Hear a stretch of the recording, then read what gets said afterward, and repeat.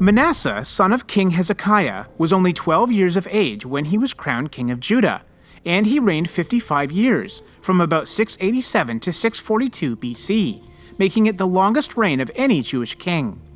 This was in many ways unfortunate, because the longest reigning Jewish king was also its most evil king. Indeed, he reversed everything his godly father Hezekiah had done, and reverted to the ways of his grandfather King Ahaz. In fact, so wicked was he that he even seduced God's chosen people to do more evil than the nations whom the Lord had destroyed before the children of Israel. His sinful acts included rebuilding the high places which Hezekiah had destroyed, making a wooden image, raising up altars for Baal, and worshipping and serving all the host of heaven, and even building altars to them.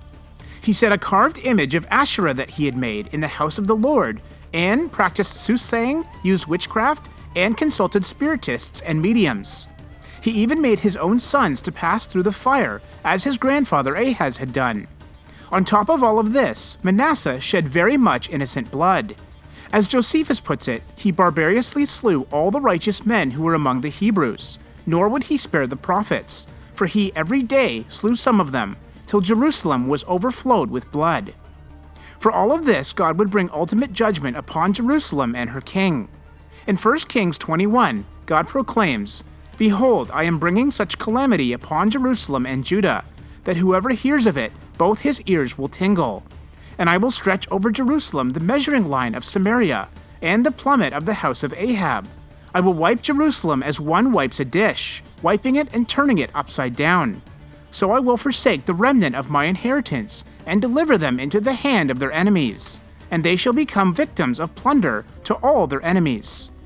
But Manasseh had absolutely no regard for the Lord, and completely ignored these warnings which were spoken to him through the prophets of God. In fact, according to Jewish literature, Manasseh in utter rebellion even sawed Isaiah the prophet in half for warning him and his people of approaching vengeance. Nevertheless, the word of the Lord was fulfilled, and God brought upon Manasseh and his people the Assyrians, who took the Jewish king captive, bound him with chains, put hooks through his nose, and dragged him off to Babylon. So afflicted was Manasseh that he finally entreated the Lord and repented from all his evil ways. In mercy, God answered his prayers and brought him back to Jerusalem, where he would reestablish worship to the one true God, and reverse all the evil he had done. Amazingly, it is said of Manasseh that from the time of his return to piety towards God, he was deemed a happy man and a pattern for imitation.